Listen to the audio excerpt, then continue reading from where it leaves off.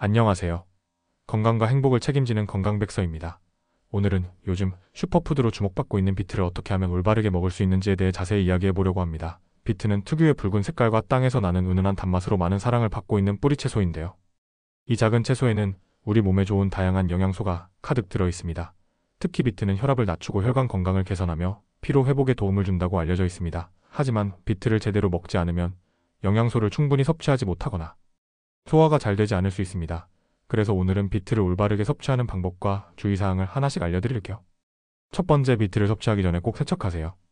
비트는 흙에서 자라는 뿌리 채소이기 때문에 겉에 흙이나 이물질이 묻어있는 경우가 많습니다. 먼저 흐르는 물에 비트를 깨끗이 씻어야 합니다.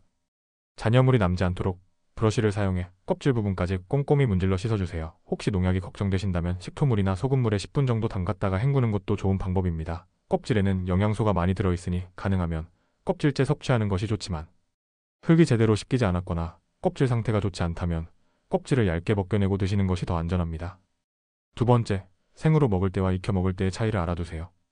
비트는 생으로 먹어도 좋고 익혀 먹어도 좋습니다. 하지만 섭취 방법에 따라 흡수되는 영양소가 달라질 수 있습니다. 생비트는 비타민C와 같은 열에 민감한 성분을 그대로 섭취할 수 있다는 장점이 있습니다.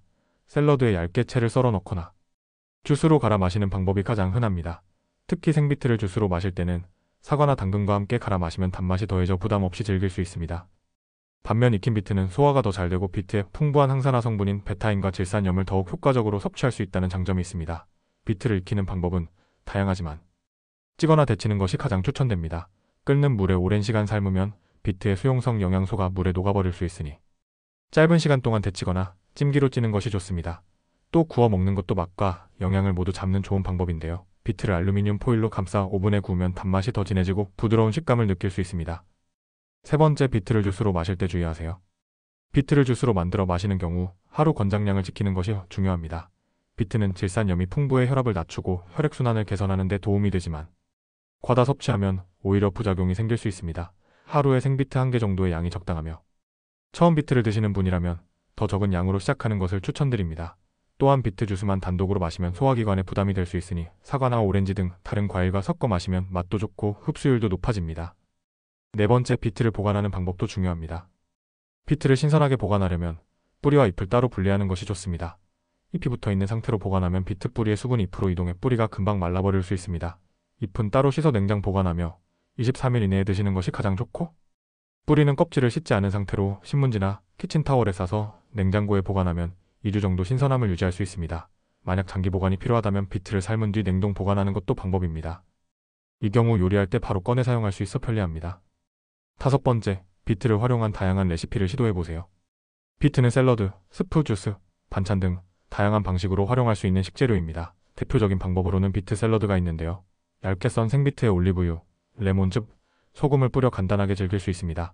또 비트와 감자를 함께 삶아 갈아서 스프를 만들면 부드러운 식감과 고소한 맛을 느낄 수 있습니다. 비트를 슬라이스한 뒤 오븐에 구워 비트 칩으로 만들어 간식으로 즐기는 것도 추천드립니다. 특히 비트 특유의 단맛을 활용해 스무디나 디저트로도 활용할 수 있으니 다양한 방법으로 비트를 즐겨보세요. 여섯 번째, 비트를 꾸준히 섭취하세요. 비트는 한두 번 먹고 끝내는 것이 아니라 꾸준히 섭취할 때 더 좋은 효과를 볼 수 있는 식품입니다. 비트에 함유된 질산염은 지속적으로 섭취할 때 혈압 조절과 운동 능력 향상에 도움이 되며 페타인은 간 건강과 염증 완화에 효과적입니다. 다만 처음부터 너무 많은 양을 섭취하면 속이 불편하거나 소화장애가 생길 수 있으니 소량부터 시작해 점차 늘려가는 것이 좋습니다. 일곱 번째, 비트 섭취 시 주의할 점.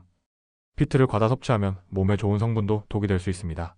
특히 비트에 풍부한 옥살사는 신장 결석이 있는 분들에게는 좋지 않을 수 있으니 주의가 필요합니다. 또한 비트를 섭취한 후 소변이 붉게 변하는 현상이 나타날 수 있는데 이는 비트의 베타인이 배출되는 과정에서 생기는 자연스러운 현상이니 걱정하지 않으셔도 됩니다. 하지만 소변색이 오래 지속되거나 다른 증상이 동반될 경우 전문가와 상담해보는 것이 좋습니다.